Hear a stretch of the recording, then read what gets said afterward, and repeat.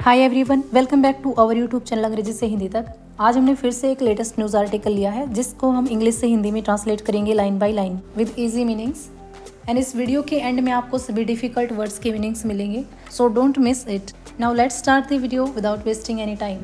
दी ongoing का meaning होता है जो चल रही है। कॉन्फ्लिक्ट मीन वार या फिर लड़ाई between Iran and the United state, जो ईरान और यूनाइटेड स्टेट के बीच जो लड़ाई चल रही थी, हैज़ एंटर्ड प्रवेश कर चुकी है। यहाँ पर हैज़ का यूज़ किया गया है क्योंकि ये जो हमारा सेंटेंस है प्रेजेंट परफेक्ट टेंस के अंदर बनने वाला है, जहाँ पर हैज़ के बाद वर्ब की थर्ड फॉर्म यानी कि एंटर की थर्ड फॉर्म का यहाँ पर यूज़ किया गया है। Has entered a fragile phase. Fragile mean होता है नाजुक या फिर कमजोर, फेज यानी कि स्थिति। ईरान और यूएस के बीच चल रही लड़ाई अब एक नाजुक मोड़ पर पहुंच गई है। विद लीडर्स क्लेमिंग, जो लीडर्स है यानी कि जो नेता है वे दावा कर रहे हैं या फिर कह रहे हैं। क्लेमिंग होता है दावा करना। दैट की एक्टिव फाइटिंग, जो लड़ाई चल रही है, हैज पोस्ट, वो रुक गई है। यानी कि जो नेता है उनका कहना है जो एक्टिव फाइट थी यानी कि जो एक दूसरे के ऊपर अटैक किए जा रहे थे वो अब रुक गए हैं।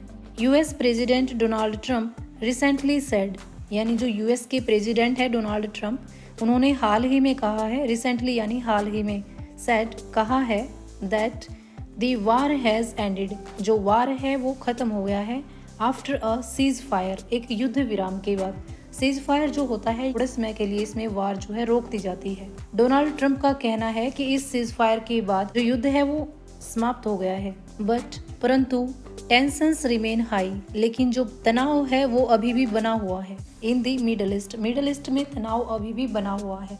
डेस्पाइट दिस अनाउंसमेंट, इस अनाउंसमेंट के बावजूद भी, डेस्पाइट मीन होता है बावजूद, दिस अनाउंसमेंट यानी कि इस अनाउंसमेंट के बावजूद भी, military presence and naval blockades are still continue. Military presence यानी कि सेना की उपस्थिति एंड नेवल ब्लॉकेड्स, जो समुद्री मार्ग में ब्लॉकेड लगाए गए थे या जिन रास्तों को रोका गया था, आर स्टिल कंटिन्यूइंग, वे अभी भी जारी हैं यानी कि अभी भी चल रही हैं।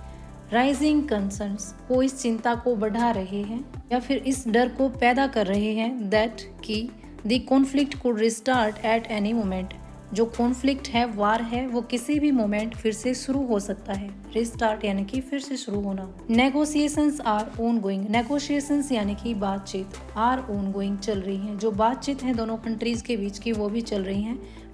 परंतु the US has rejected Iran's latest peace proposal, US ने ईरान का लेटेस्ट पीस प्रपोजल यानी कि जो शांति प्रस्ताव था वो रिजेक्ट कर दिया है। शोइंग, दिखाते हुए, दैट की a final agreement is still far away, जो फाइनल डिसीजन है यानी जो आखिरी समझौता है वो अभी बहुत दूर है।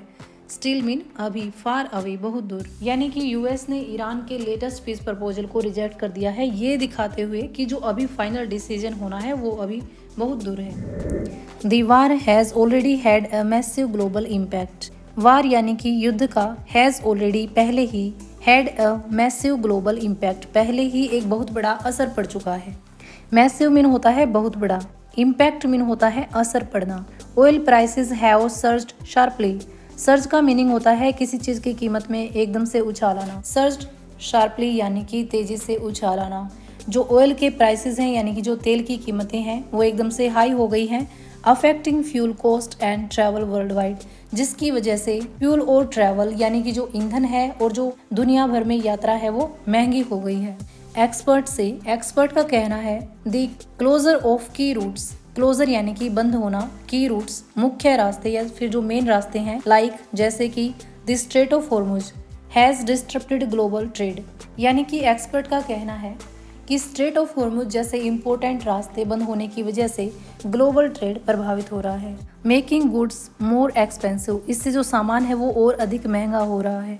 गुड मीन होता है सामान या फिर वस्तुएं। मेक का यहाँ पर यूज किया गया है एज ए पॉजिटिव वर्ब, यानी किसी चीज का कारण बनना। मोर एक्सपेंसिव और अधिक महंगा। Economies are also feeling the pressure, जो देशों की इकोनॉमी है, अर्थव्यवस्थाएं हैं, वे दबाव में है। With financial institutions warning of slower growth due to the conflict, financial institution है वो बार बार वार्निंग दे रहा है कि इस कॉन्फ्लिक्ट की वजह से जो ग्रोथ है वो और अधिक स्लोअर हो सकती है। जो फाइनेंशियल इंस्टीट्यूशंस हैं वे बार बार वार्निंग दे रहे हैं कि इस कॉन्फ्लिक्ट की वजह से ग्रोथ और भी स्लो हो सकती है। Although fighting has reduced for now, जो युद्ध है वो अभी के लिए कम हो गया है। रिड्यूस का मीनिंग होता है कम होना। सिचुएशन रिमेन्स अनस्टेबल, लेकिन जो हालात हैं वो अभी भी अस्थायी हैं।